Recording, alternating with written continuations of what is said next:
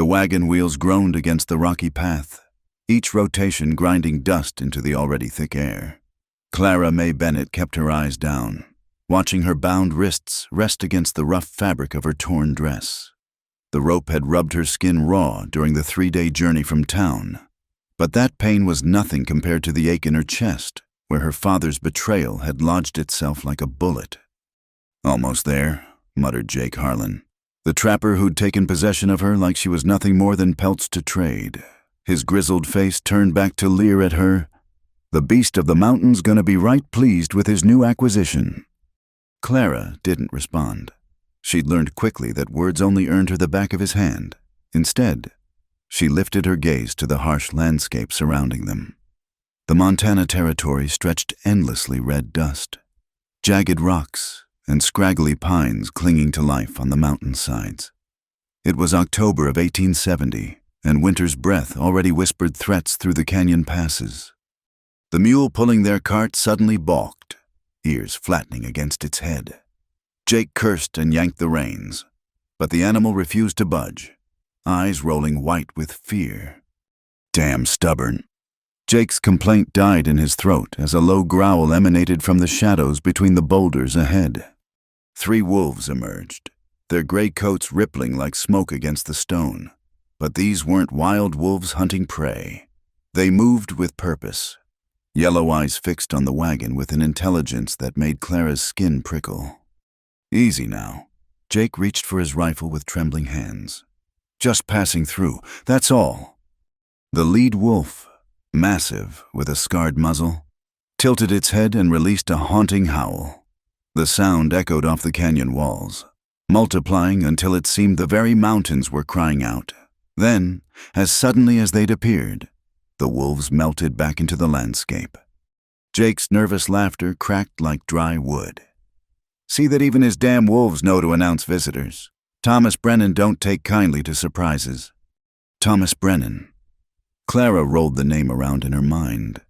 The beast of the mountain. She'd heard whispers in town, a man who'd lost his mind after tragedy struck, who lived like an animal among animals, who'd killed the last man foolish enough to venture uninvited onto his land. The path curved sharply, and there it stood, a cabin built into the mountainside itself, logs weathered silver gray by countless seasons. Smoke curled from the stone chimney, the only sign of life in this desolate place. As Jake stopped the wagon, the door opened. Clara had expected a monster. What emerged was just a man tall, broad-shouldered, with dark hair grown long and wild. His clothes were simple worn buckskin and rough-spun wool, but it was his eyes that caught her breath, gray as winter storms. They held a depth of sorrow that seemed to swallow light itself. Thomas Brennan stood in his doorway, rifle cradled in his arms with the ease of long practice. His gaze swept over Jake with dismissal before landing on Clara. Something flickered in those storm-gray eyes, surprise anger. She couldn't tell. "Brought your payment, Brennan," Jake called out, his voice too loud in the mountain silence. "Just like we agreed. My debt's cleared now." Thomas's jaw tightened. He descended the porch steps with a mountain cat's grace, never lowering the rifle. "That wasn't our agreement, Harlan." "Sure it was." Jake's grin revealed tobacco-stained teeth. "You said payment in full? Well, this here's worth more than money. Good, strong girl, young and healthy, can cook, clean, warm your bed." The rifle swung up, barrel pressing against Jake's chest before he could finish. "Get off my land." "Now hold on," Jake's protest strangled in his throat as Thomas cocked the hammer. The debt was $50 for the supplies, not a person. Thomas's voice was low, gravelly from disuse. "I don't trade in human flesh. Her own father sold her to me fair and square. Got the paper right here." Jake fumbled in his coat, producing a crumpled document. Silas Bennett signed her over to cover his gambling debts. She's property now, legal-like. Thomas's eyes found Clara's again. She wanted to look away, to hide the shame burning in her cheeks. But something in his gaze held her. He wasn't looking at her the way men usually did, with hunger or calculation. He was looking at her like she was human. "How much?" Thomas asked quietly. Jake's eyes lit with greed. "Well now, seeing as you're interested, how much does Bennett owe you?" $200, but she's worth... "I'll give you 50, same as my debt. Take it and leave her here, or take nothing and drag her back to town." Clara's heart hammered against her ribs. Trading one master for another? At least this one didn't look at her like she was meat. Jake considered, his piggy eyes darting between Thomas and Clara. 150? 50. Thomas's finger moved to the trigger. "And you leave now." The trapper's face purpled with rage, but self-preservation won. "Fine, 50. He spat tobacco juice that landed dangerously close to Thomas's boot. "She's yours, mountain man. Don't come crying when she robs you blind or slits your throat in your sleep." Thomas lowered the rifle and disappeared into the cabin. He returned with a small leather pouch that clinked when he tossed it to Jake. The trapper caught it, tested its weight, then roughly shoved Clara off the wagon. She stumbled, unable to catch herself with bound hands, and fell hard onto the packed earth. "Pleasure doing business." Jake sneered, already turning his wagon around. "Good luck taming that one. Her father warned me she's got a mouth on her and ideas above her station." The wagon rattled away, leaving Clara on her knees in the dust. She watched Thomas from beneath her tangled hair, waiting for him to grab her, to drag her inside, to claim what he'd purchased. Instead, he set his rifle against the porch rail and approached slowly, like one might approach a wounded animal. When he knelt beside her, she flinched, but he only drew a knife from his belt. The blade sliced through her bonds with one clean motion. "Can you stand?" His voice was softer now, barely above a whisper. Clara nodded. Though her legs shook as she rose, her wrists were bleeding where the rope had cut deep, and she saw his jaw clench at the sight. "Come inside," he said, turning back to the cabin. "It's getting cold." She followed because she had nowhere else to go. The interior was sparse but clean, a single room with a stone fireplace, a rough-hewn table, 2 chairs, and a bed in the corner covered with fur blankets. Pelts hung from the rafters, and shelves held supplies in neat rows. It smelled of wood smoke, leather, and something wild she couldn't name. Thomas moved to a shelf and returned with a tin of salve and clean cloth. He gestured to a chair. "Sit." When she hesitated, he sighed and placed the supplies on the table. "Fix your wrists. There's water in the pitcher." He turned his back, busying himself at the fireplace, giving her privacy to tend her wounds. Clara's hands shook as she cleaned the cuts. This wasn't what she'd expected. Where was the beast? Where was the monster who'd demand his payment in flesh? "What's your name?" he asked without turning around. "Clara," she whispered, then cleared her throat. "Clara May Bennett." "There's stew in the pot, bowls on the shelf." He straightened, grabbed his rifle. "I'll be outside." "Wait." The word escaped before she could stop it. He paused at the door. "Why?" He half turned, those gray eyes unreadable. "Why what?" "Why did you buy me if you don't—" She couldn't finish, heat flooding her face. "I didn't buy you," he said quietly. "I paid off a debt to get rid of Harlan. You're not property, Miss Bennett, not mine or anyone else's." He opened the door, cold air rushing in. "Eat, rest, come morning. If you want to leave, I'll take you to town myself." The door closed, leaving Clara alone with her confusion. She moved to the window and watched him settle on the porch steps, rifle across his knees, standing guard. The wolves emerged from the forest edges, surrounding him like phantoms. He reached out, and the scarred leader pushed its massive head into his palm. Clara touched her freed wrists, the salve already easing the sting. For 3 days she'd prepared herself for the worst to be used, broken, discarded. Instead, she'd found something she hadn't dared hope for since her father's betrayal. She'd found a man who looked at her and saw a person worth protecting. As darkness claimed the mountain, Clara ladled stew into a bowl with trembling hands. Outside, Thomas Brennan sat with his wolves, guarding the door of a woman he'd freed rather than claimed. And somewhere in the vast Montana wilderness, winter crept closer, promising trials that would test them both. But for now, in this moment, Clara May Bennett was safe. She was warm. She was free. It was more than she'd dared dream when the sun rose that morning.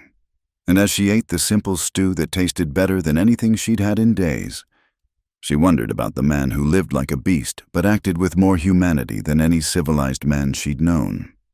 Tomorrow would bring new challenges. Tomorrow she'd have to decide whether to risk the journey back to a town that had already sold her once, or stay with a stranger whose kindness might be more dangerous than cruelty. But tonight, she was just Clara. Not property, not payment, just a woman eating stew in a mountain cabin while wolves sang to the rising moon. The first morning arrived with frost on the windows and Clara's breath visible in the cold air. She'd slept fitfully on the floor near the dying fire, wrapped in a blanket Thomas had silently placed beside her before retreating to his bed. Now, pale light filtered through the cabin's single window, and she found herself alone. His bed was already made, the furs pulled neat and tight. On the table sat a plate covered with a clean cloth biscuit still warm, dried meat, and a tin cup of water. No note, no instructions, just food left for her like she was a guest rather than whatever she was supposed to be. Clara ate slowly, listening to the sounds outside, chopping wood, the rhythmic thud of axe against log. When she finished, she washed the dishes in the basin. Unsure what else to do, the cabin felt too small, too quiet.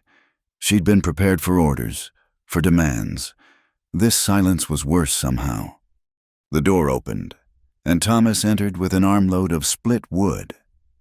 He glanced at her, at the clean dishes, then moved to stack the logs beside the fireplace. His movements were economical, practiced, a man used to solitude. "There's a creek out back for water," he said without looking at her. "Privy's behind the woodshed." That was all. He collected his rifle and headed for the door again. "Where are you going?" The question tumbled out before she could stop it. He paused. "Checking trap lines. Be back before dark." "What should I—" Clara bit her lip. "What do you want me to do?" Thomas turned then, really looked at her. In daylight, she could see lines around his eyes, silver threading through his dark hair. Mid-30s, maybe. Older than her 22 years, but not old, just worn down by something heavier than age. "Whatever you want," he said, "or nothing, your choice." He left, and Clara stood in the middle of the cabin, bewildered. Your choice? When had anything ever been her choice? By the third day, a routine had emerged without either of them discussing it. Thomas left at dawn, returned at dusk. Clara found herself tidying the already neat cabin, adding small touches wildflowers in an empty tin, the dishes arranged just so. She discovered his meager food supplies and stretched them into actual meals instead of the basic sustenance he seemed to survive on. He never commented on the changes, but she caught him pausing sometimes, staring at the flowers or breathing in the scent of herbs she'd found growing wild and added to the evening stew. They ate in silence, sitting across from each other at the rough table. The wolves often lounged on the porch, their presence both comforting and unnerving. The scarred leader she'd heard Thomas call him Sage sometimes pressed his nose against the door, whining softly until Thomas let him in. The wolf would curl by the fire, yellow eyes tracking Clara's movements without threat. A week passed, then two. Thomas never touched her, rarely spoke beyond necessities, but he noticed things. When she shivered, an extra blanket appeared. When she struggled to reach the high shelf, a small stepping stool materialized by morning. When her worn boots finally gave out, he silently placed a pair of fur-lined moccasins beside her makeshift bed. It was the moccasins that broke something in her. That night, as they sat by the fire, him cleaning his rifle, her mending a tear in her dress, she finally spoke. "Why haven't you sent me away?" His hands stilled on the gun. "You want to leave?" "That's not—" Clara set down her sewing. "I don't understand. You paid $50 for a woman you don't talk to, don't touch, don't even look at most days. Why?"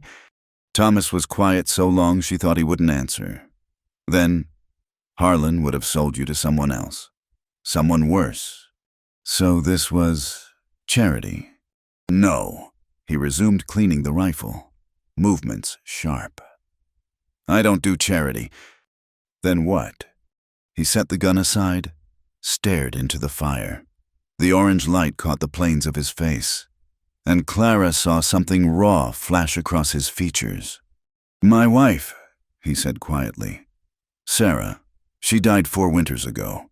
Her and our daughter, Lucy, fever took them while I was gone hunting." His voice was steady, but his knuckles were white where he gripped his knees. "I came back to an empty cabin and 2 graves I had to dig in frozen ground." Clara's chest tightened. She wanted to reach out, to offer comfort, but didn't know how. "After that, I let people think what they wanted. The beast of the mountain." His laugh was bitter. "Better than pity. Better than—" He stopped, jaw clenching. "I couldn't save them. Couldn't even bury them proper until spring thaw. But I could stop Harlan from taking you God knows where. That's all. Don't make it more than it is." They sat in silence, the fire crackling between them. Finally, Clara gathered her courage. "I'm sorry," she whispered, "about your family." Thomas stood abruptly, grabbing his coat. "I need to check on the horses." He fled into the night, leaving Clara alone with the weight of his confession. She understood now the neat cabin that felt like a shrine, the way he looked at her like she might disappear, the careful distance he maintained. He'd saved her not from kindness, but from guilt, a penance for the family he couldn't save. That night, she made a decision. If he wouldn't accept gratitude, she'd show it through action. She'd make this cabin a home again, not a tomb. The changes came gradually. She found wild herbs and dried them, filling the cabin with fragrant bundles. She patched the draft under the door, cleaned years of soot from the windows to let in more light. When Thomas brought back a deer, she showed him how her mother had taught her to use every part smoking the meat, treating the hide, making bone broth that would keep them strong through winter. He watched her work with something like confusion, as if he'd forgotten such simple domesticity existed. Once, she caught him running his fingers over a newly mended shirt, tracing the neat stitches with wonder. 3 weeks in, the first snow began to fall. Clara stood at the window, watching fat flakes drift down, when Thomas appeared beside her. "Winter comes hard here," he said. "If you're staying, you need to know that. Sometimes we're snowed in for weeks, no way down the mountain." "Are you asking me to leave?" "I'm asking what you want." Clara turned to face him, this close. She could see flecks of blue in his gray eyes, could smell the pine and leather scent of him. "I want to stay," she said simply, "if you'll have me." Something shifted in his expression, surprise, maybe relief. He nodded once and stepped back, the moment broken. That night, he built up the fire higher than usual and dragged his bed closer to the warmth. "Take the bed," he said gruffly. "Floor's too cold now." "Thomas." "Don't argue." She took the bed. It smelled like him wood smoke and something essentially male. She lay awake listening to him settle on the floor, his breathing eventually evening out. The wolves howled outside, and the wind rattled the windows, but inside the cabin was warm and safe. Sometime in the deepest part of night, she woke to violent shivering. Thomas was curled tight near the dying fire, his blanket insufficient against the cold that had crept in. Clara didn't think. She grabbed the thick fur from the bed and crept to his side, draping it over him. He stirred, eyes opening to find her kneeling beside him. Go back to bed, he mumbled. You're freezing. I'm fine. You're not. Before she could lose her nerve, she lay down beside him, pulling the fur over them both. He went rigid, and she spoke quickly. Just for warmth, just tonight. He didn't move, didn't breathe. Then, slowly, he relaxed. They lay side by side, not touching but sharing heat. Clara closed her eyes and pretended her heart wasn't racing. Thank you, he whispered into the darkness. For what? For staying. Morning found them still apart, but closer than before. Thomas rose first, rebuilding the fire and starting coffee as if nothing had changed. But Clara caught him watching her as she braided her hair, saw the way his hand lingered when he passed her a cup. They were learning to exist together, two damaged souls finding rhythm in routine. Thomas still disappeared into the forest each day, but he began returning earlier, sometimes bringing small gifts, a perfectly round river stone, an eagle feather, winterberries for tea. Clara transformed the cabin bit by bit, but more than that, she began to see Thomas transform too. The hard edges softened slightly. Once, she even caught him almost smiling when Sage performed a trick for scraps of meat. One evening, as snow fell thick outside and they sat companionably by the fire, Clara found herself humming. It was an old lullaby her mother had sung, the melody rising unbidden. She stopped, embarrassed, but Thomas looked up from his carving. Don't stop, he said quietly. Sarah used to sing. I'd forgotten how much I missed it. So Clara sang, softly at first, then with more confidence. The old songs came back, ballads and hymns and folk tunes that filled the cabin with something that had been missing. Thomas carved, and Clara sang, and the wolves dozed on the porch, and for a few precious hours, the cabin felt less like a place of exile and more like what it could be, home. The change came with December's deepest cold. Clara woke to find fresh bread on the table, not the hard biscuits Thomas usually made, but actual bread, soft and yeasty. Beside it sat a small pot of wild honey she hadn't known he possessed. You made bread. She touched the warm loaf with wonder. Thomas stood by the fire, not meeting her eyes. Heaven in years might not be good. She tore off a piece, spread it with honey. The first bite brought tears to her eyes, not from the taste, though it was wonderful, but from the effort it represented. This taciturn man who survived on dried meat and bitter coffee had woken before dawn to bake bread. For her. It's perfect, she managed. He nodded once and escaped outside, but not before she caught the pleased flush creeping up his neck. That evening, Clara decided to reciprocate. She'd found dried apples in his stores and managed a simple cobbler in the Dutch oven. When she set it before him after supper, Thomas stared at it like she'd performed magic. I haven't had cobbler since... He stopped, but she knew. Since Sarah... Try it, she urged gently. He took a bite, closed his eyes. When he opened them, they were bright with unshed tears. Tastes like home, he said roughly. This is home, Clara said without thinking, then froze. But Thomas just nodded slowly. Starting to feel that way, he admitted.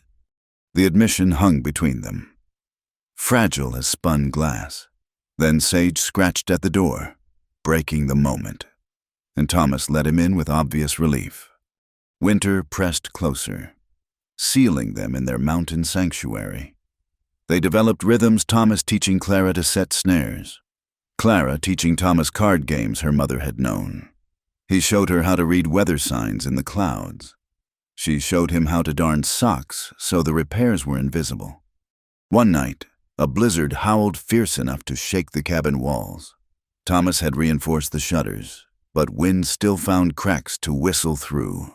They sat close to the fire. Clara working on a new shirt she was making from trade cloth. Thomas carving what looked like a bird. What are you making? She asked. He held up the piece of cardinal. She realized, with the delicate spread wings, the detail was extraordinary. each feather carefully defined. Lucy loved cardinals, he said quietly. Called them redbirds. Used to leave seeds on the windowsill to attract them. His hands stilled. Haven't seen one since they died, like they knew she was gone. Clara set down her sewing. These glimpses of his past came rarely, precious as spring water. Tell me about her. She was 3. Thomas's voice went soft. Hair like sunshine. Sarah always said, couldn't sit still for anything except when I was carving. She'd climb in my lap and watch for hours, asking why birds had feathers and how did they know which way was south. She sounds wonderful. She was, both of them were. He resumed carving, movements gentle. Sarah came from back east, Boston. Her family had money, expectations. She threw it all away to marry a mountain guide with nothing to offer but a cabin and calloused hands. She loved you, Clara said simply. God knows why. His smile was sad. I promised her father I'd keep her safe, give her a good life. Instead, I led her here where the winter killed her. Thomas, no. Clara reached out instinctively, covering his hand with hers. You can't blame yourself for fever. He looked at their joined hands like he'd never seen such a thing. Clara started to pull away, but he turned his palm up, fingers closing gently around hers. You're cold, he said. A little. Instead of releasing her, he shifted closer, pulling her against his side. Clara's breath caught. In all their weeks together, he'd barely touched her beyond necessity. Now his arm came around her, solid and warm. Better, his voice rumbled through his chest where she leaned. Yes, she whispered.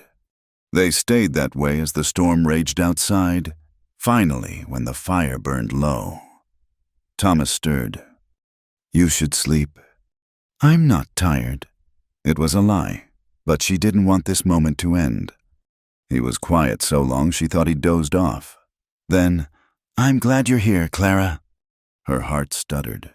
It was the first time he'd said her name without Miss Bennet attached. So am I, she breathed.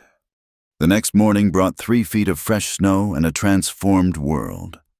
Thomas taught her to walk in snowshoes he'd made years ago, actually laughing when she tumbled into a drift. The sound transformed his face, years falling away to reveal the man he'd been before grief carved lines around his eyes. Inside, she hung the dried herbs from the rafters and added pine boughs to the corners, filling the cabin with fresh scent. When Thomas returned from hunting, he stopped in the doorway, struck by the changes. Smells like Christmas, he said wonderingly. When is Christmas? Clara realized she'd lost track of days. 2 weeks, maybe 3. He hung his coat, avoiding her eyes. Sarah used to mark the days. Haven't bothered since. That night, Clara started planning. If Thomas had forgotten Christmas, she'd remind him. She began saving flour and sugar, hoarding the precious ingredients. When he was gone, she worked on a gift, a scarf knitted from wool she'd unraveled from an old blanket, dyed with berries to achieve a deep brown that would match his eyes. Thomas, unknowing, continued his own secret work. The cardinal was finished, wings spread in eternal flight. Now he carved something new, smaller, more intricate. He worked only when Clara slept, hiding the piece in his coat pocket during the day. One evening, as Clara prepared their simple meal, she heard him curse outside, unusual for a man who rarely raised his voice. She found him by the woodpile, blood seeping through his glove. What happened? Axe slipped. It's nothing. But she saw how he cradled his left hand, saw the red spreading. Inside! Now! For once, he didn't argue. Clara helped him to a chair, gently peeling away the glove to reveal a deep gash across his palm. This needs stitching, she said. I can manage. With one hand, she was already reaching for her sewing kit and the whiskey he kept for medicinal purposes. Sit still. She cleaned the wound, trying not to let him see how her hands shook. The cut was deep but clean. As she threaded her needle, Thomas spoke. "You don't have to—" "Hush!" She poured whiskey over the needle and his palm. He hissed, but didn't pull away. "This will hurt." "I've had worse." She believed him. Scars marked his hands and arms, evidence of a hard life lived. But as she made the first stitch, he went rigid, breath-catching. "I'm sorry," she whispered. "I'm trying to be gentle." "Not that." His free hand clenched the table edge. "No one's tended me in a long time." Clara's throat tightened. She worked quickly but carefully, making neat stitches that would heal clean. When she finished, she wrapped his hand in clean cloth, tying it secure. "There, try to keep it dry for a few days." Thomas flexed his fingers experimentally. "Thank you." "It's nothing compared to all you've—" "Clara." He caught her hand as she turned away. "It's not nothing." They stood frozen, his rough fingers gentle around her wrist. Clara's pulse hammered so loud she was sure he could hear it, slowly, giving her time to pull away. Thomas drew her closer. "I don't know how to do this anymore," he admitted. "How to be with someone. How to feel." He stopped, frustration clear on his face. "You don't have to know," Clara said softly. "We can learn together." Something in his expression cracked. He pulled her against him, arms coming around her like he was afraid she'd disappear. Clara melted into the embrace, feeling the rapid beat of his heart against her cheek. "I'm not good at pretty words," he said into her hair. "Don't know how to court proper, but you make this place feel alive again. Make me feel alive." Clara pulled back enough to see his face. "Thomas Brennan, you saved my life. You gave me freedom, dignity, a home. You think I need pretty words after that?" His thumb brushed her cheek. "Reverent, what do you need?" "Just this," she whispered. "Just you." He made a sound somewhere between laugh and sob, then bent his head to hers. The kiss was careful, tentative, two people remembering what it meant to trust, to hope, to feel something other than survival. When they parted, Thomas rested his forehead against hers. "Stay with me, Clara. Not because you have nowhere else, but because this is where I belong," she finished. "Yes." Outside, snow began falling again, soft as benediction. Inside, the cabin glowed with more than firelight. The wooden cardinal watched from the mantel, and hidden in Thomas's pocket, a small carved heart waited for Christmas morning.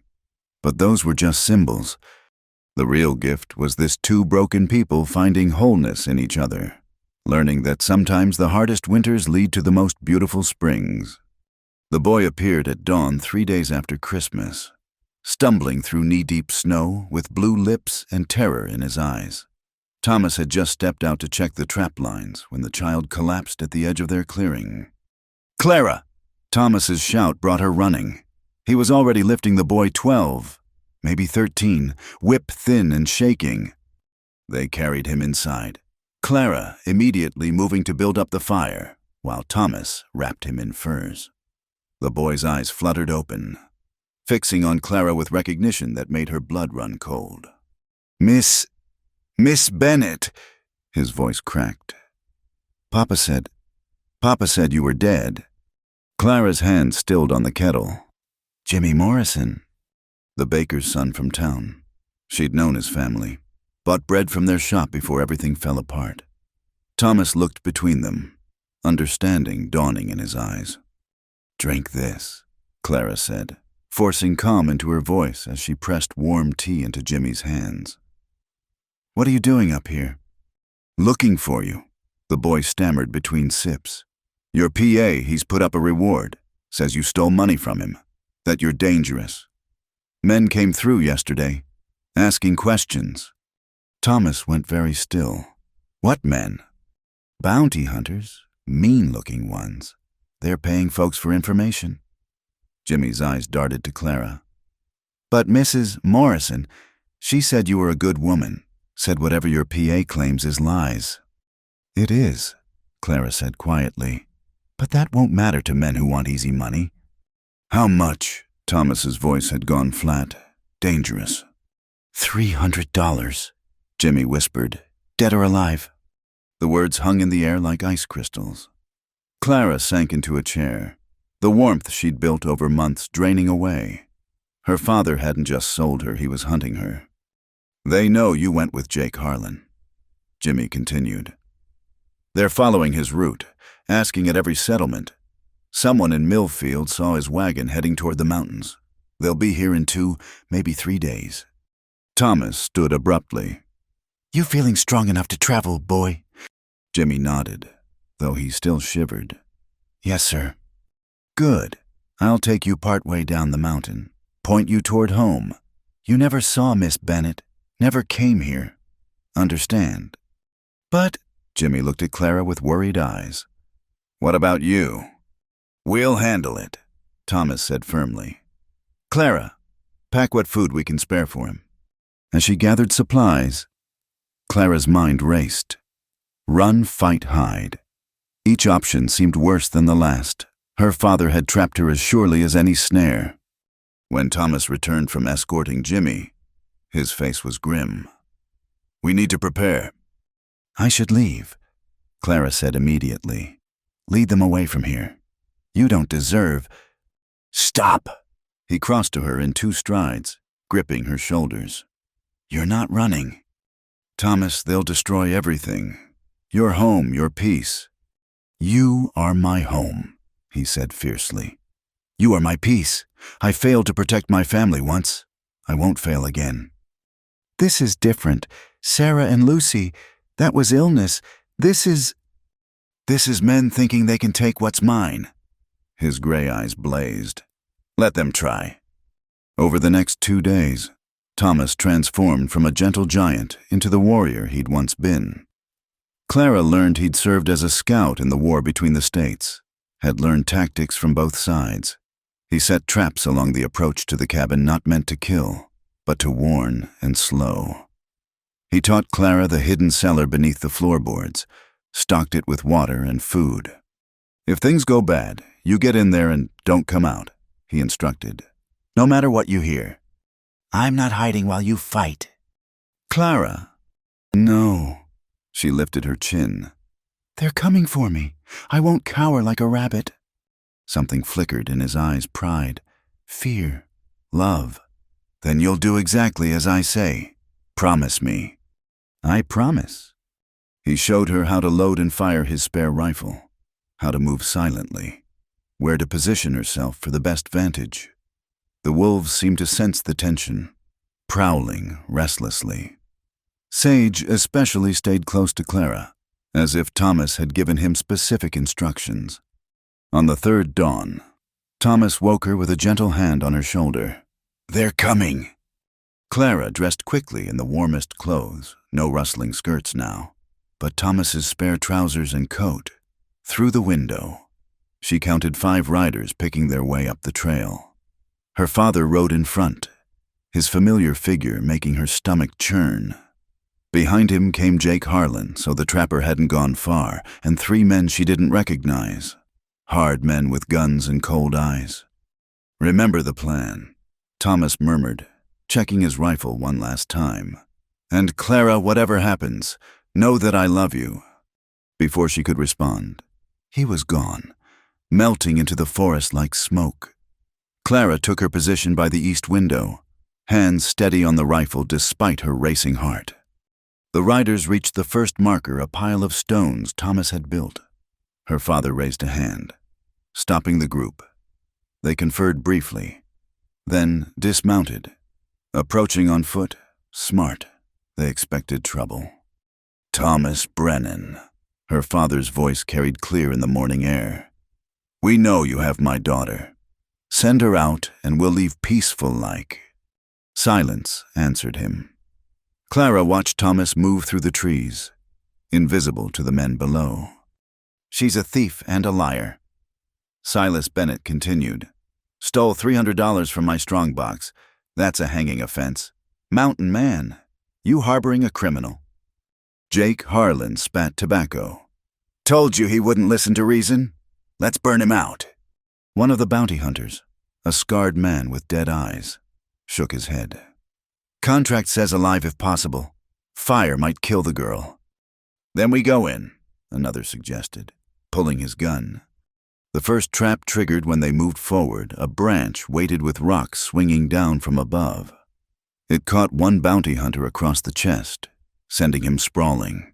As his companions rushed to help, the second trap released a net of rope that tangled two more men. Ambush! Jake Harlan dove for cover, firing wildly into the trees. Thomas's rifle cracked once. Harlan's gun flew from his hand, his scream telling Clara the bullet had taken fingers with it. The remaining men scrambled for positions, firing at shadows. Show yourself, coward, Silas Bennett raged. Face me like a man. Thomas emerged from the opposite direction they expected, rifle trained on Clara's father. Drop your weapons. The conscious men hesitated, calculating odds. Thomas fired again, the bullet striking inches from the lead bounty hunter's foot. I won't ask twice. Weapons clattered to the ground. Thomas moved closer, never lowering his guard. You came for Clara. I came for what's mine, Silas spat. That ungrateful. Careful, Thomas warned softly. That's my wife you're speaking of. The lie came so naturally, Clara almost believed it herself. Her father's face purpled. Why, she's no more your wife then. Then she was your property to sell. Thomas's voice could have frozen flame. Yeah, Harlan told me. You sold your own daughter to pay gambling debts. Lies. She's the thief, she. Movement caught Clara's eye. One of the netted bounty hunters had worked free, reaching for a hidden gun. She didn't think, just reacted as Thomas had taught her. Her rifle cracked, the bullet striking the ground near his hand. The man froze. Thomas smiled grimly, never taking his eyes off Silas. Good shot, love. Clara emerged then, keeping her rifle trained on the bounty hunters. Hello, Papa. Silas's eyes widened at her appearance armed, confident. Nothing like the meek daughter he'd sold. Clara, what madness? The only madness was thinking I'd let you destroy me, she said evenly. I took nothing from you. You took everything from me. I fed you, clothed you, and sold me like cattle when it suited. She moved to stand beside Thomas, Sage flanking her other side. The wolf's presence made the men shift nervously. But you made a mistake. You sold me to the one man who saw my worth. Thomas addressed the bounty hunters. You boys been sold a false bill of goods. No theft, no crime. Just a father who figured his daughter was worth less than his gambling debts. That the kind of man you want to work for. The scarred bounty hunter studied Silas with new eyes. Contract says stolen money. Where's this supposed theft? Silas spluttered. She took it, hidden it somewhere. Then where's your proof? Thomas challenged. Bank records, witnesses, or just the word of a man who'd sell his own blood? The hunters exchanged glances.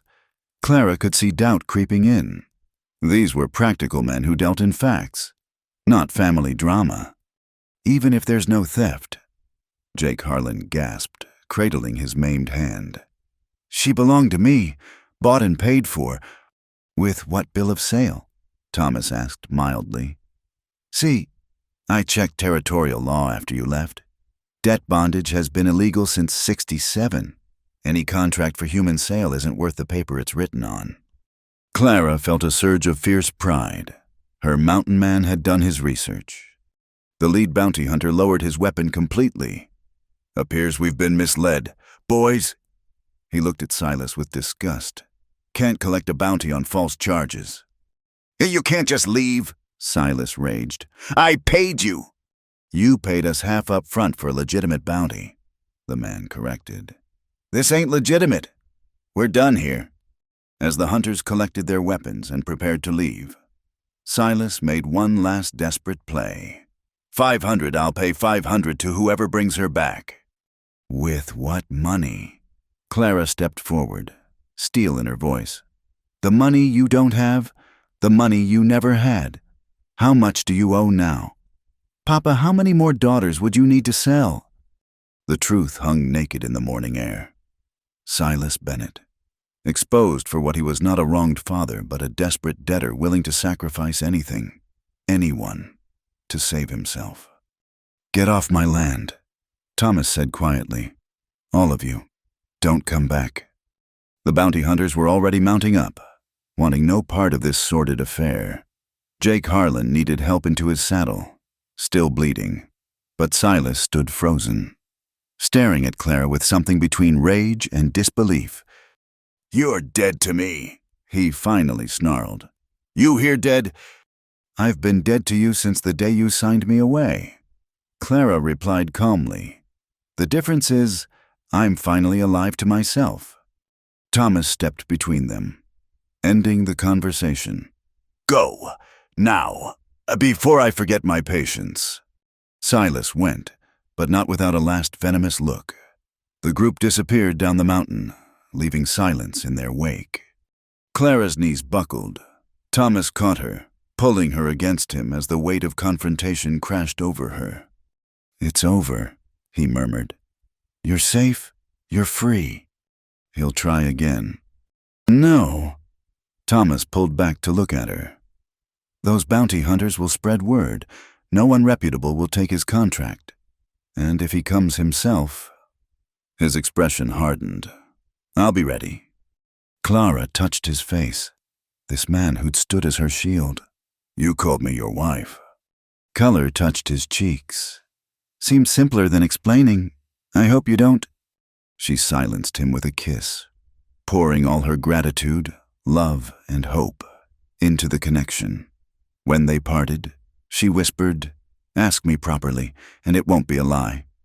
His eyes widened, then filled with joy so pure it took her breath. Clara May Bennett, he said roughly. Will you? Yes, she interrupted, laughing through tears. Whatever you're asking, yes. He swept her up, spinning her in the snow while Sage howled approval.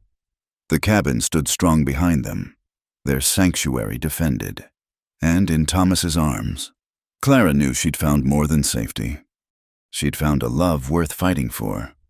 The attack came at dawn, 2 weeks after her father's failed attempt. Clara woke to Sage's warning growl and Thomas's hand on her shoulder, his touch urgent but gentle. Stay quiet, he breathed. Someone's coming. Through the frosted window, she saw them, not the bounty hunters from before, but rougher men. Jake Harlan led them, his maimed hand wrapped in dirty bandages, face twisted with vengeance. 6 men, Thomas counted quietly. Harlan's hired guns from the mining camps. No law, no conscience. These weren't professionals concerned with contracts. These were killers who'd slit a throat for drinking money. Clara's blood ran cold as she recognized the type men her father had owed money to. Men who'd looked at her like wolves eyeing lamb. The cellar, Thomas started. No. Clara grabbed his arm. We agreed. Together. His jaw tightened, but he nodded. Then we do this smart. Remember what I taught you. They'd drilled for this, but practice felt different from reality. Clara's hands shook as she loaded the rifle, checked the placement of extra ammunition. Thomas moved with deadly efficiency, positioning weapons at each window. Brennan, Harlan's voice carried across the snow. You cost me 3 fingers, mountain man. Time to pay up. No pretense of legitimacy now. This was pure revenge. Take the back window, Thomas instructed. Don't fire unless you have a clear shot. Make every bullet count. Clara moved into position, heart hammering. Through the glass, she saw 2 men circling toward the rear of the cabin, the others spread out, taking cover behind trees and rocks. The first shot shattered the morning peace, splintering wood above Clara's head. She ducked, glass raining down as more bullets followed. Thomas returned fire from the front, his rifle speaking with measured precision. Burn them out, Harlan screamed. Clara saw 1 man rushing forward with a torch. She steadied her rifle against the window frame, breathed out slowly, and squeezed the trigger. The man spun and fell, torch extinguishing in the snow. Her stomach churned, but there was no time for regret. Thomas had shifted positions, firing from different windows to seem like more defenders, but they were outnumbered, and the attackers knew it. Soon, bullets peppered the cabin from all sides. Clara! Thomas's warning came just as the back door exploded inward. 2 men burst through. Clara swung her rifle, but the first attacker knocked it aside. She fell backward, scrambling for the pistol Thomas had given her. The man lunged, and suddenly Sage was there, jaws clamping on his arm. The attacker screamed, trying to shake off the wolf. The second man raised his gun toward Sage. Clara didn't hesitate. The pistol bucked in her hand, and the man staggered back, clutching his shoulder. He fled through the broken door, leaving blood trails in the snow. "Good boy." Clara gasped as Sage released the first attacker, who also scrambled away, arm mangled. From the front, Thomas's rifle had gone silent. Fear clawed at Clara's throat. "Thomas!" "I'm all right." His voice came from a different spot. He was conserving ammunition. "You still here?" A flaming branch crashed through the front window. Then another. Smoke began filling the cabin as the dry wood caught fire. "They're trying to smoke us out." Thomas called.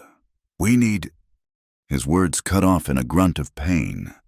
Clara heard something heavy fall. "Thomas!" She started toward him, but flames were spreading across the floor, blocking her path. "Stay back," he ordered, but his voice was strained. Through the smoke, she saw him pressed against the wall, blood spreading across his shirt. He'd been hit. Rage crystallized into icy determination. These men would not take him from her. Not now. Not ever. Clara grabbed a blanket, beating at the flames while calculating rapidly. 4 attackers left, including Harlan.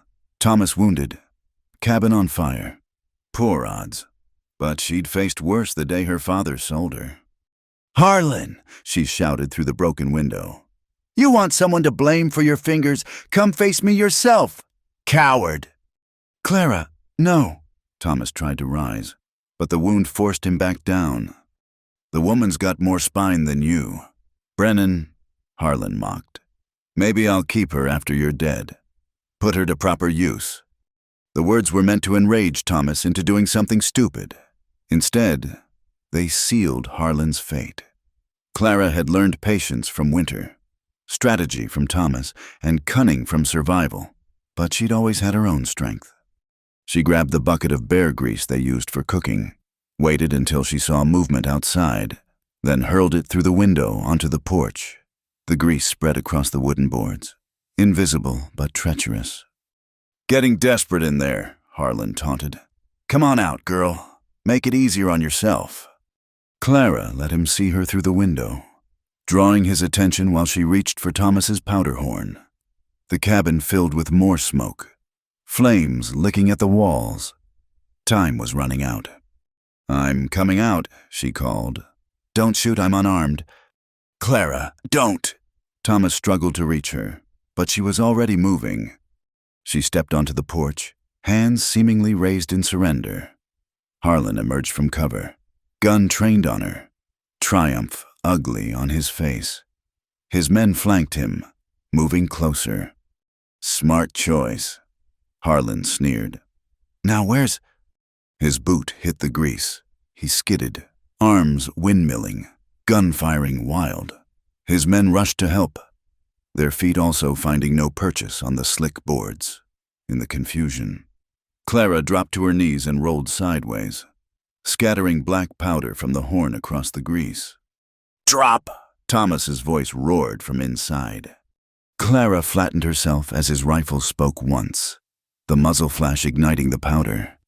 Fire raced across the porch in a sheet of flame, engulfing the grease and the men caught in it.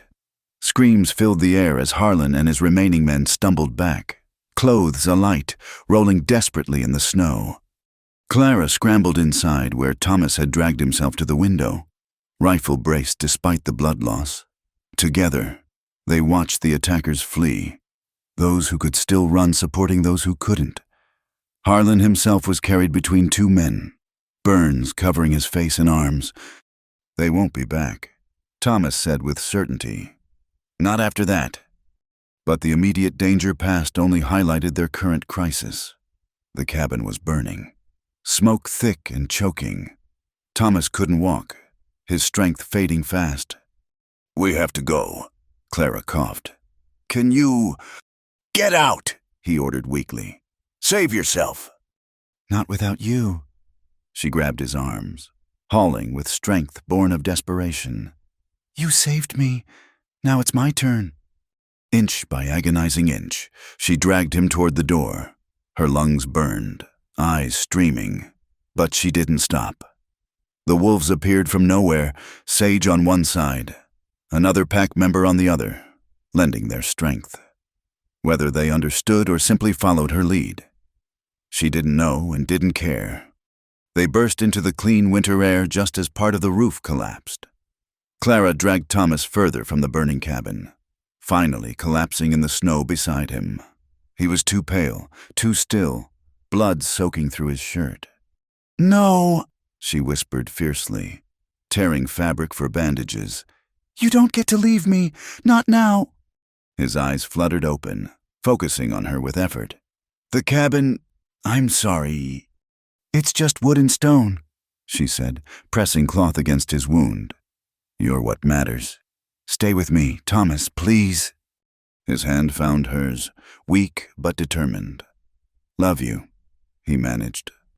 "Then prove it," she challenged through tears. "Live." The wound was bad, but not fatal if she could stop the bleeding. Clara worked with desperate efficiency, using skills learned from helping her mother tend neighbors. Pack the wound, pressure, elevate, keep him warm, keep him conscious. "Talk to me," she demanded when his eyes started to drift closed. "Tell me about Lucy." "Tell me anything." So he did, voice barely a whisper, stories of his daughter's laughter, his wife's smile, the life they'd built before fever stole it away. Clara matched him story for story her mother's songs, dreams she'd had before her father's debts crushed them. The moment she'd known Thomas was different from other men. Hours passed. The cabin burned to ember and ash, their entire life reduced to ruins. But Thomas's breathing steadied, the bleeding slowed. When his skin finally warmed under her touch, Clara allowed herself to breathe. "We survived," she whispered. Thomas squeezed her hand weakly. "You saved us." "We saved each other." She looked at the destroyed cabin, then back at him. "What do we do now?" "Build again," he said simply, "together," as if in agreement. Sage pressed against them, offering his warmth. The other wolves circled protectively, accepting Clara fully as pack. She'd proven herself in battle, in loyalty, in love. The sun climbed higher, revealing the devastation but also the possibilities. They'd lost their shelter but kept their lives, lost possessions but kept each other. And in this harsh land, that was everything. "There's an old trapper's shack," Thomas said, strength returning slowly. 2 miles east, abandoned but solid. We can make it livable until spring. And then we rebuild, better, stronger. His eyes found hers, fierce with promise. "I told them you were my wife.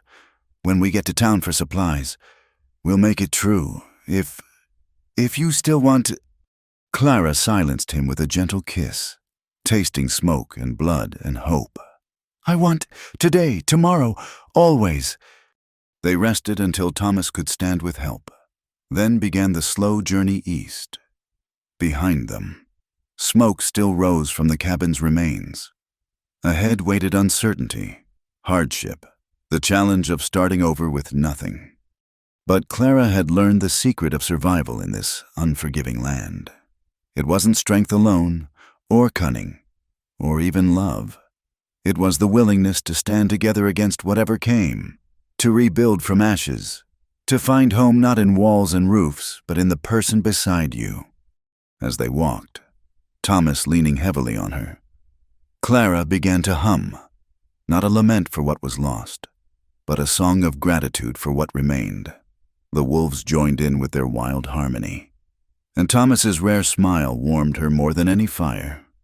They'd won more than a battle today. They'd won the right to their future, paid for in blood and courage and unshakable devotion, and that was worth any price the harsh land demanded. The old trapper's shack crouched against a cliff face like a forgotten prayer, smaller than Thomas's cabin, barely large enough for 2 people, but the roof was solid and the walls would hold. Clara helped Thomas inside, easing him onto a makeshift bed of pine boughs while Sage kept watch at the door. "Rest," she ordered when he tried to rise. "The wound needs time." For 3 days, Clara barely left his side. She melted snow for water, rationed the few supplies they'd grabbed, kept the small fire burning. When fever took him the second night, she bathed his burning skin and sang every song she knew, voice hoarse but determined. On the 4th dawn, Thomas woke clear-eyed to find Clara slumped beside him, still holding his hand. "How long?" he asked softly. "Too long," she murmured without opening her eyes. "Don't ever scare me like that again." "Clara," his thumb stroked her knuckles. "Look at me." She lifted exhausted eyes to find him studying her with an expression that stole her breath, wonder, gratitude, and love so deep it seemed to encompass the whole world. "This land is harsh," he said quietly, echoing words from a dream or memory. Something in his tone made her heart race. "Thomas, but your arms are home." He drew her down gently, mindful of his healing wound. "The only home I need." Clara's tears came then, all the fear and relief and love overflowing. Thomas pulled her close, holding her against his chest where his heart beat strong and steady.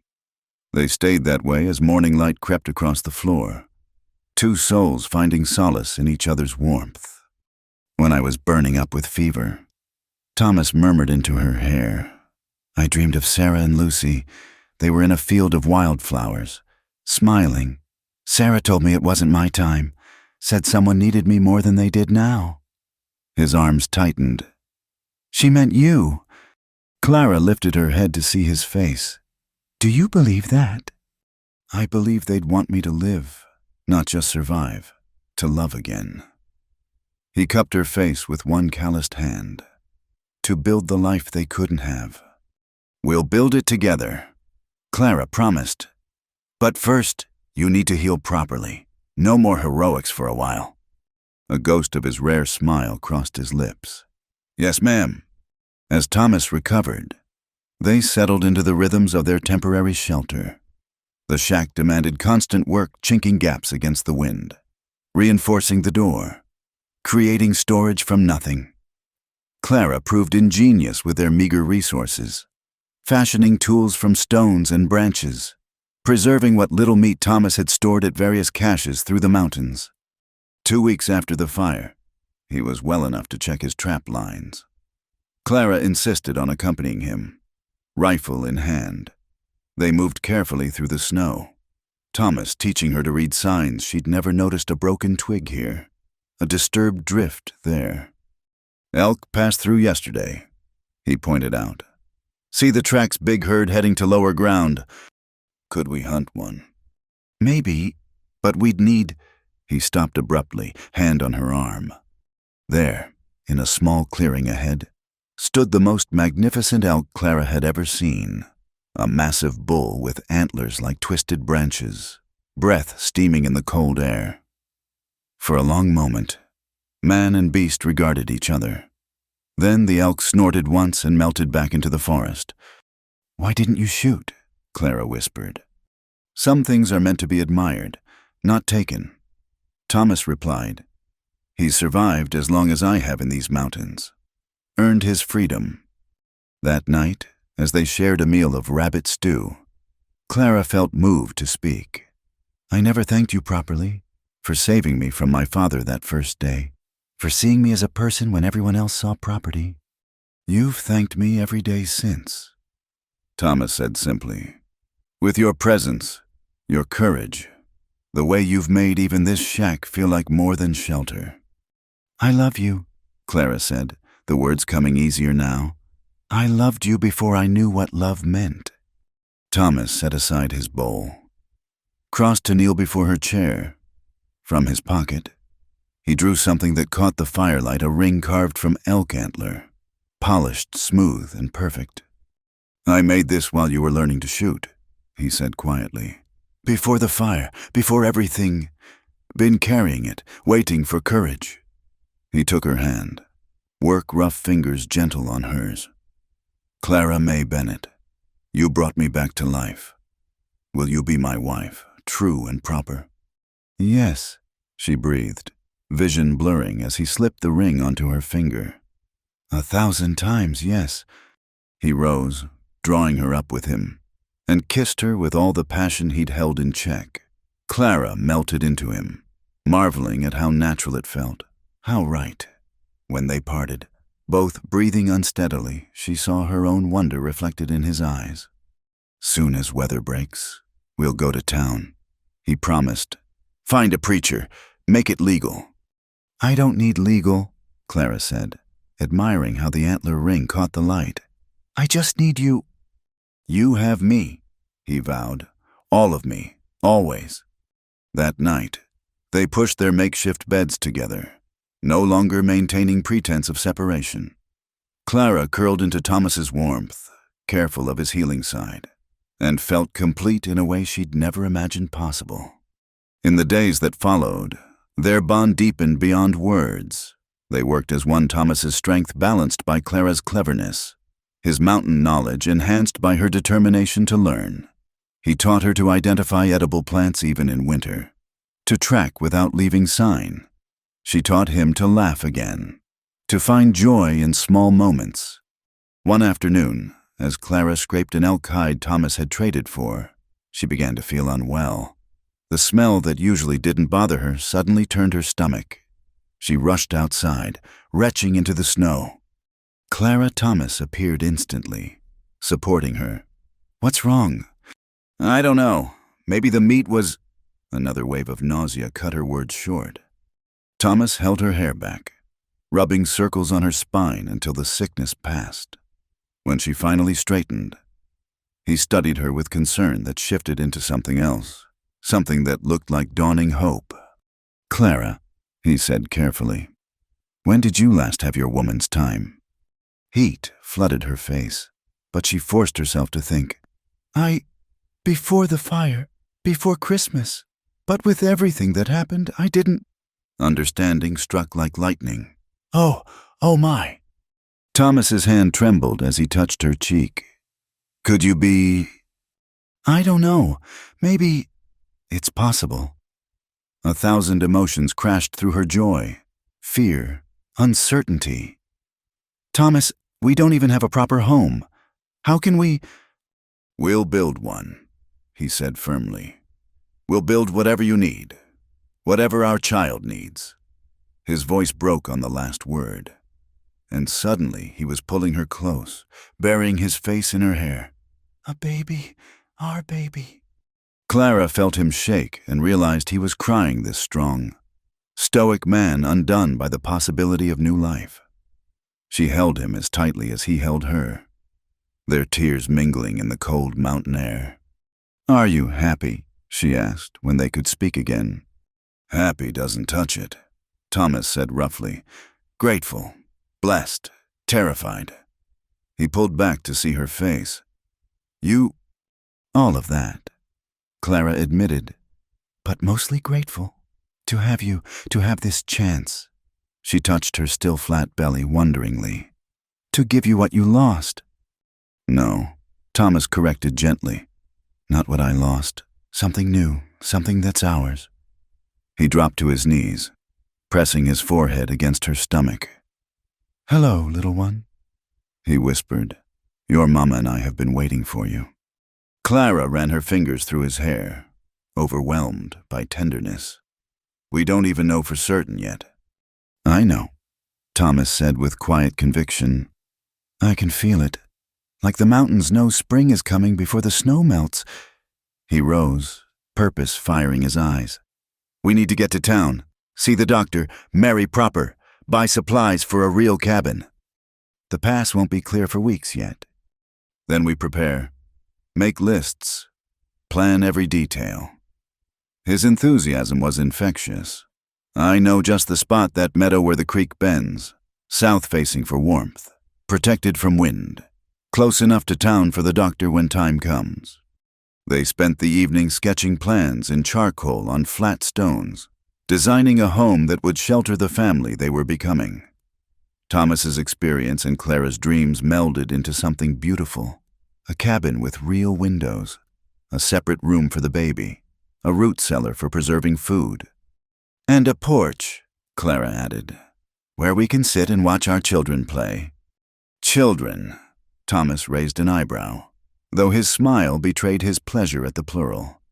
Well, this one will need brothers and sisters, Clara said primly. Can't raise a child alone in the mountains with only wolves for playmates. Thomas laughed, really laughed, and Clara treasured the sound. As many as you want, he promised. We'll fill that cabin with laughter. That night, as they lay entwined in their tiny shelter, Thomas's hand splayed protectively over Clara's stomach. Outside, wind howled and snow continued to fall, but inside their small circle of warmth, spring had already arrived. I thought my life ended when they died. Thomas whispered in the darkness. Never imagined I'd feel this way again. Hopeful. Whole. You saved me, Clara reminded him. In every way a person can be saved. We saved each other, he corrected, echoing her own words from after the fire. And now we get to save one more. Clara turned in his arms, finding his lips in the darkness. The kiss was tender, speaking promises too profound for words. When they parted, she whispered against his mouth, This land is harsh. But your arms are home, he completed, holding her close. The only home I'll ever need. As sleep claimed them, Clara's last thought was a prayer of gratitude. For Thomas, for their child, for the brutal, beautiful land that had brought them together. Tomorrow would bring new challenges. But tonight, wrapped in her mountain man's embrace with new life growing beneath her heart, Clara May Bennett, soon to be Brennan, had everything she'd never dared dream of. Home, hope, and a love strong enough to build a future on, no matter how harsh the land might be. Spring arrived like a miracle. Ice cracking on the creek with sounds like gunshots, snow melting to reveal the green life waiting beneath. Clara stood in the doorway of the shack, one hand on her growing belly, watching Thomas work in the meadow they'd chosen for their new home.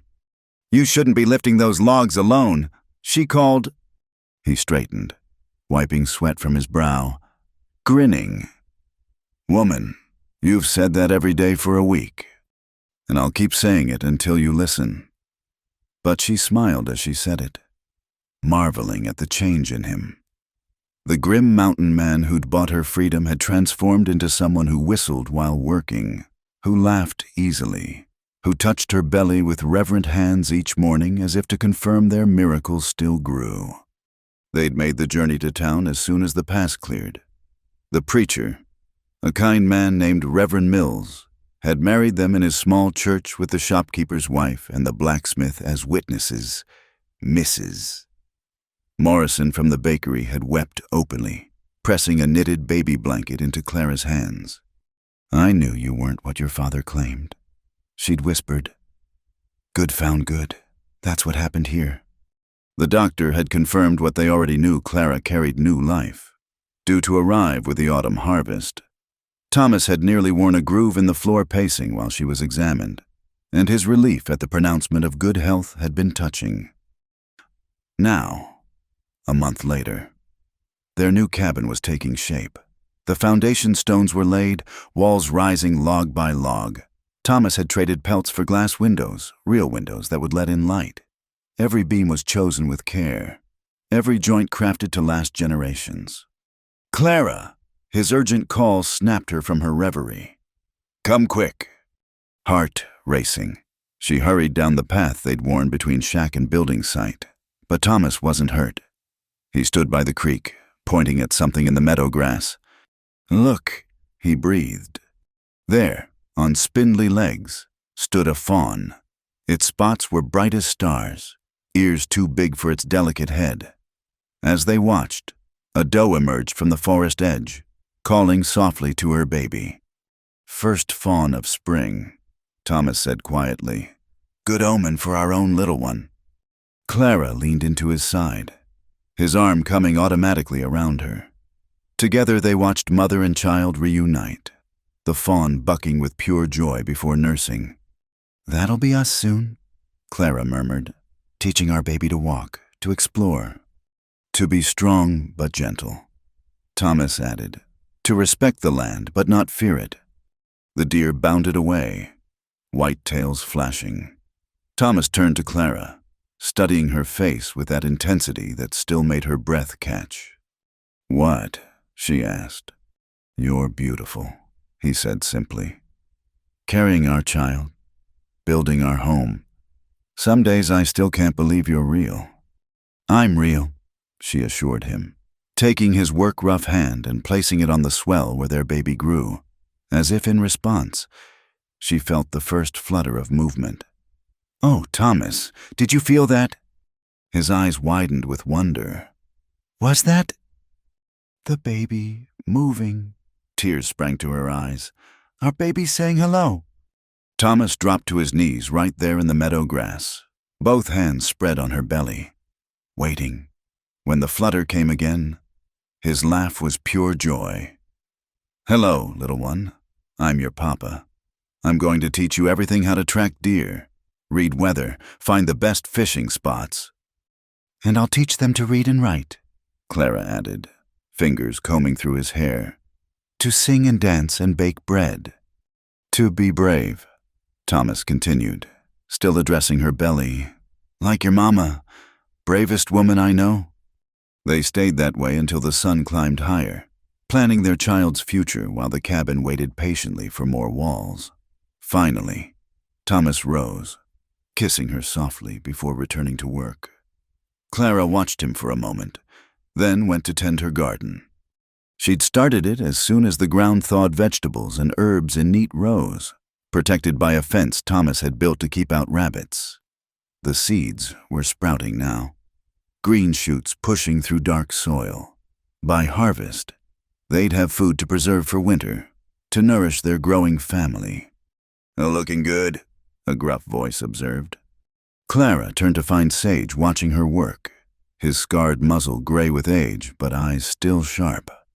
The wolf had appointed himself her guardian, rarely straying far from her side. "Thank you for your approval," she said formally, which made Thomas laugh from where he was notching logs. The wolf settled in the shade, content to watch. The pack still came around, especially at night, but they'd accepted Clara completely. Sometimes she woke to find several wolves sleeping on the porch of the shack, keeping vigil.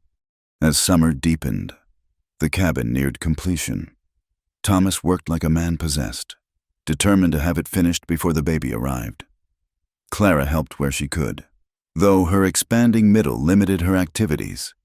She focused on making the place a home, sewing curtains for those precious windows, braiding rugs from scraps, planning where furniture would go.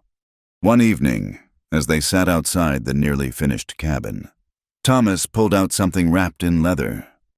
"What's that?" Clara asked.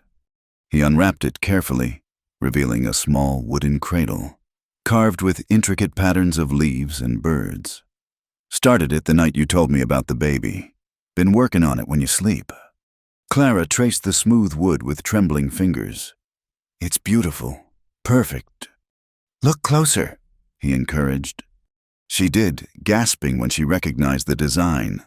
Cardinals perched among the leaves, wings spread in eternal flight, like the one you carved before, for Lucy. For both of them, Thomas said quietly. Past and future, Sarah and Lucy would want their memory to bless new life, not haunt it. Clara threw her arms around him, as much as her belly would allow. "I love you. So much it frightens me sometimes." "I know," He murmured into her hair. I feel the same. Never thought I'd have this again. Never thought I deserved it. You deserve everything, Clara said fiercely. Every happiness, every joy.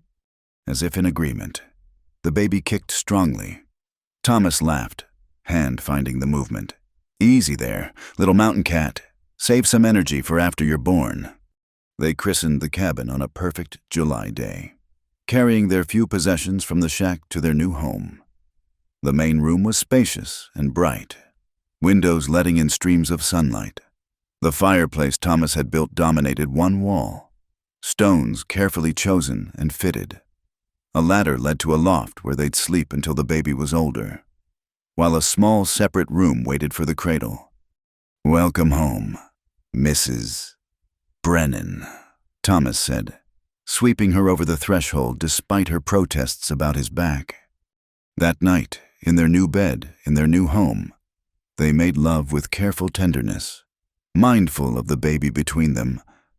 After, Clara lay in Thomas's arms, listening to night sounds through the open window, an owl calling, wind in the pines, the creek singing its endless song.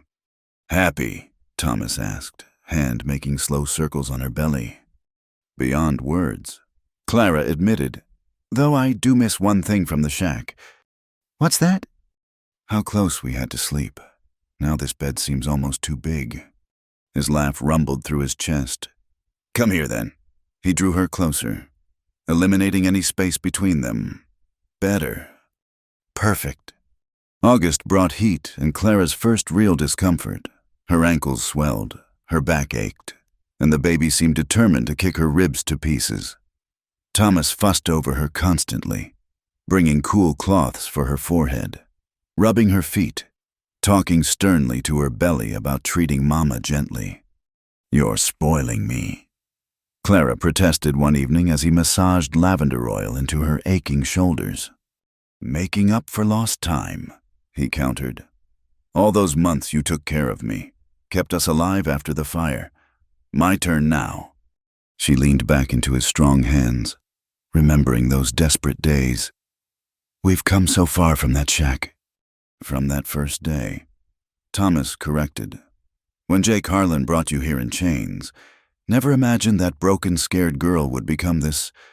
He gestured at their home. Their life, her rounded belly, would become everything. I wasn't the only broken one, Clara reminded him. We healed each other. The baby shifted, a rolling movement that made her gasp. Thomas's hands went immediately to her belly, feeling the motion. Soon, he said, mix of excitement and worry in his voice. You'll be here soon, little one. 3 weeks later, Clara woke to wetness and cramping pain. Dawn was just breaking, painting their bedroom rose and gold. She lay still for a moment, assessing, then touched Thomas's shoulder. I think it's time. He came instantly awake, all his mountain-honed instincts alert. Time, you mean the baby?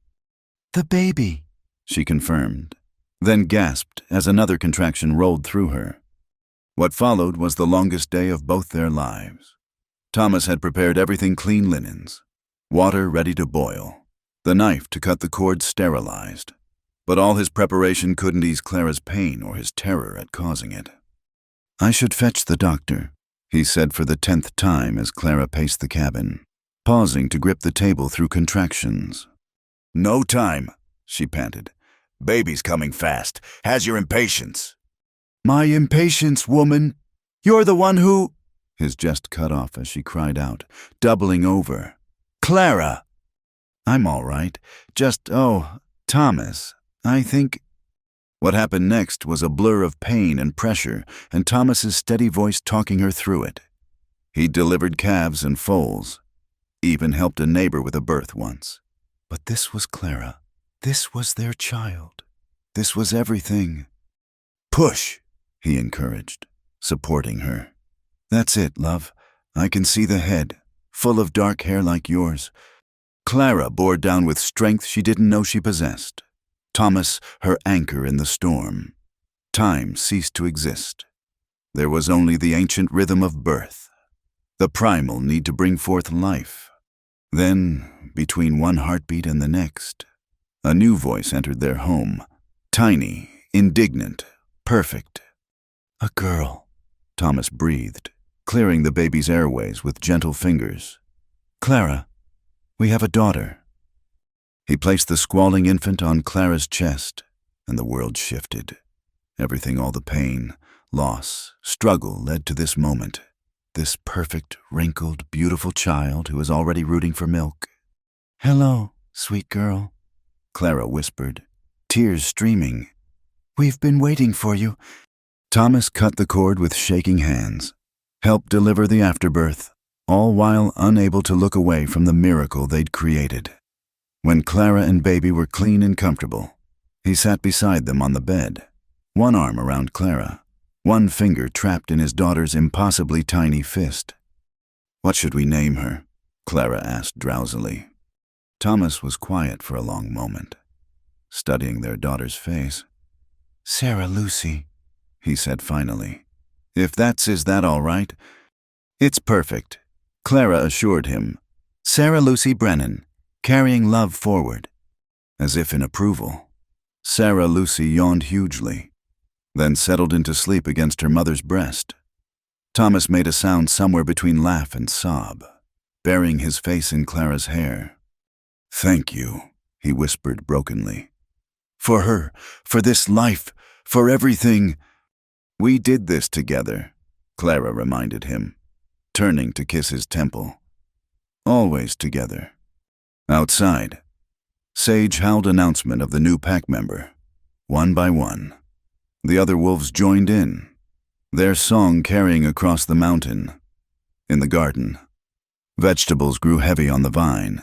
The creek sang its eternal melody, and in a cabin built of love and determination, a family of 3 began their journey. The land was still harsh.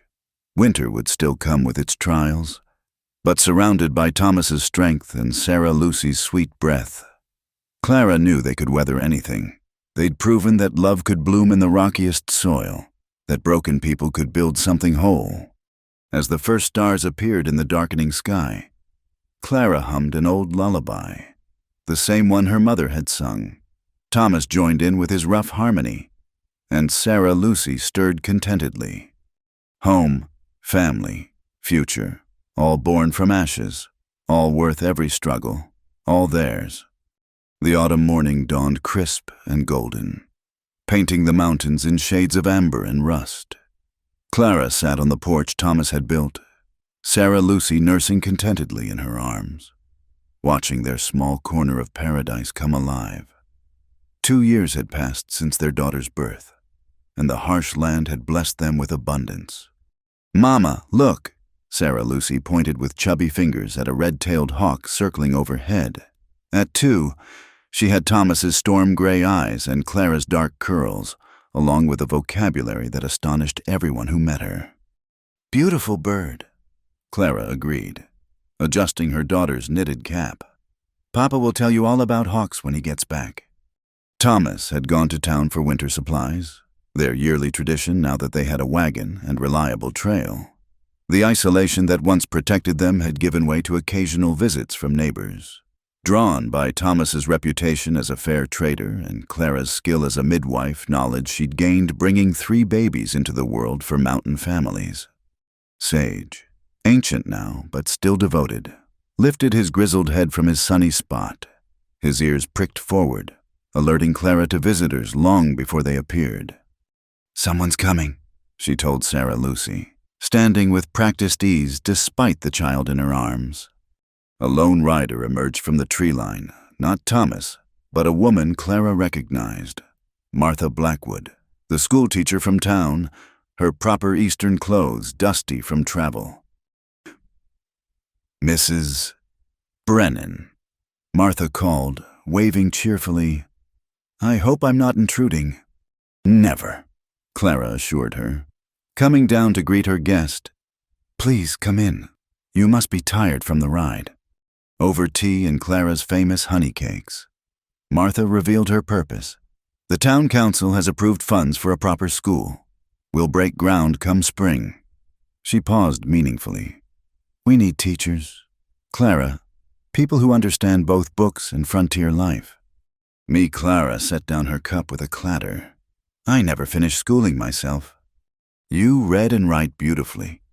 You've taught your daughter letters already.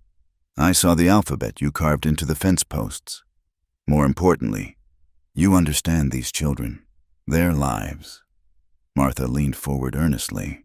We need someone who can teach them Shakespeare and skinning rabbits with equal skill.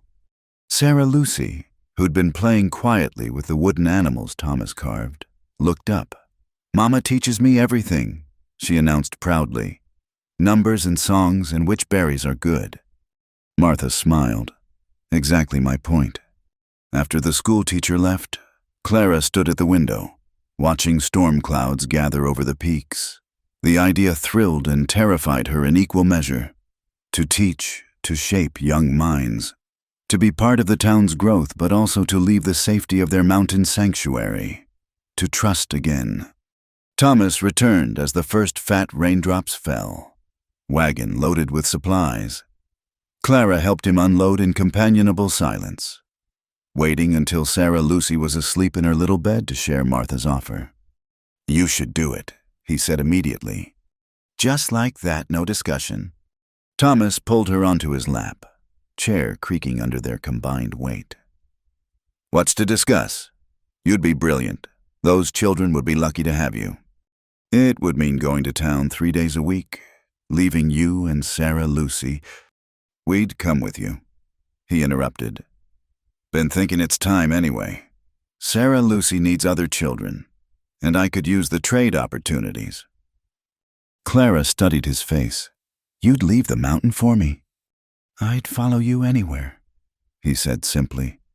The mountain gave me solitude when I needed it, gave me you when I was ready. But home isn't a place. Clara, it's wherever you and Sarah Lucy are. Thunder rolled overhead, and Sarah Lucy called out sleepily.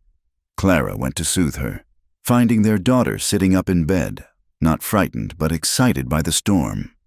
Thunder drums, the little girl said, clapping her hands. That's right, sweet girl. The sky's making music. Clara tucked her back in, humming until those gray eyes drifted closed. When she returned to Thomas, he'd moved to the window, watching lightning illuminate the peaks. I never thanked him, he said quietly. Who? Your father. At her shocked intake of breath, he continued. Without his cruelty, you'd never have come here. We'd never have found each other, never made Sarah Lucy. Strange how the worst evil can lead to the greatest good. Clara wrapped her arms around him from behind, cheek pressed to his broad back. I heard he passed last winter, drank himself to death, alone and unmourned. I know, Thomas admitted. Jake Harlan 2 infection from those burns finally took him. The past is truly dead now. They stood quietly, listening to rain drum on their solid roof. Then Clara spoke. I want to teach, want to help build something lasting. Then you will. Thomas turned in her arms, tilting her face up. My brave woman, still saving people, just in different ways. The school opened the following spring in a one-room building the town raised in a week. Clara stood before 15 children ranging from 6 to 16, heart hammering. Then she saw Sarah Lucy in the front row, beaming encouragement, and found her courage. Good morning, class. I'm Mrs. Brennan, and we're going to learn wonderful things together. What followed were some of the most fulfilling years of Clara's life. She taught reading through stories of adventure, arithmetic through practical problems of trade and farming, history through the tales of their own grandparents. The children thrived under her patient guidance, mountain rough kids discovering they were capable of more than they dreamed. Thomas, meanwhile, established himself as the most reliable guide in the territory. Settlers heading west paid well for his knowledge of safe passages and water sources. He was often gone days at a time, but always returned with stories and small treasures for his girls. Sarah Lucy grew like a wildflower, beautiful, resilient, impossible to contain. By 5, She could read anything put before her, track deer as well as her father, and had inherited her mother's gift for seeing people's true hearts. The wolves still came around, accepted her as pack, though Sage had finally gone to his rest beneath the pine where he'd loved to sun himself. One evening, as Clara graded compositions by lamplight and Thomas mended harness, Sarah Lucy looked up from her own small slate. "Mama, will you tell the story again?" "Which story, sweet girl?" "How you and Papa found each other. How the land was harsh, but love was home." Thomas smiled, setting aside his work. "Come here, little mountain cat." Sarah Lucy scrambled into his lap, and Clara joined them by the fire, the familiar weight of contentment settling over her. Outside, wind sang through the pines, and somewhere in the darkness, wolves howled their ancient songs. "Once upon a time," Clara began, "a broken girl met a lonely man on a harsh mountain." She told it all, the fear, the healing, the fire, and rebuilding. Sarah Lucy had heard it dozens of times, but never tired of it, especially the part where her parents chose each other against all odds. "And then I was born," Sarah Lucy exclaimed at the appropriate moment. "The best part of all," Thomas agreed, kissing her curls. When the story ended and Sarah Lucy was tucked in bed, Clara and Thomas sat on their porch despite the chill, wrapped in a single blanket. The stars wheeled overhead in patterns older than memory. "Do you ever regret it?" Clara asked. "The life we built, it's simpler than what you had with Sarah. Harder than—" Thomas silenced her with a kiss. "I regret nothing. Every scar, every struggle, every tear led us here. Led to this." He gestured at their cabin, their land, their life. "I was dead inside when you arrived. You brought me back to life. Gave me purpose again. Gave me her." "We gave each other," Clara corrected, echoing words that had become their cornerstone. "We saved each other." A shooting star streaked across the sky, and Clara made a wish not for anything new, but for the strength to cherish what they had. The land remained harsh, winters still brutal, life still demanding, but in Thomas's arms, with their daughters safe inside and their future stretching bright before them, Clara had found something worth more than ease. She'd found home, not in walls or roofs, not in any place that could burn or be taken, but in the choice two damaged people had made to trust again, to build again, to love again. The land had tested them with everything it had: cold, fire, violence, loss. They'd survived it all and emerged stronger, forged into something unbreakable. Thomas stood, pulling Clara up with him. "Come to bed, Mrs. Brennan. Tomorrow's a teaching day, and you need rest." "In a moment," Clara said, taking one last look at their kingdom. The garden waited for spring planting. The new chicken coop Thomas built stood ready for occupants. The trail to town was worn smooth by their passages, evidence of a life fully lived, completely shared. "Thank you," she whispered to the mountain, to the stars, to whatever force had guided two broken souls together.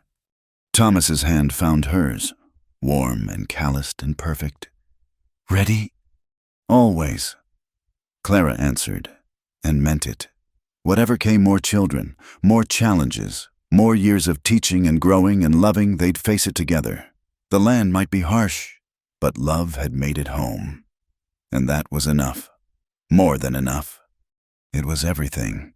As they went inside, closing the door on the vast Montana night, Clara heard the wolves singing in the distance, a benediction, a promise, a reminder that even the wildest hearts could find their pack.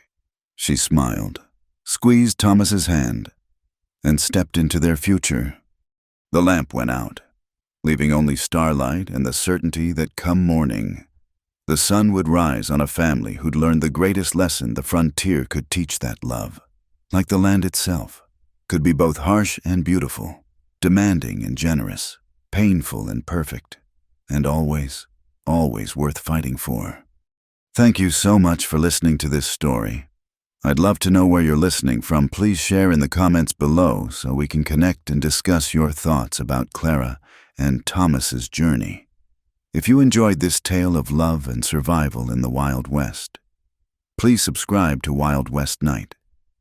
Give this video a like and hit the hype button to help more people discover this story. Your support means everything and helps keep these frontier tales alive.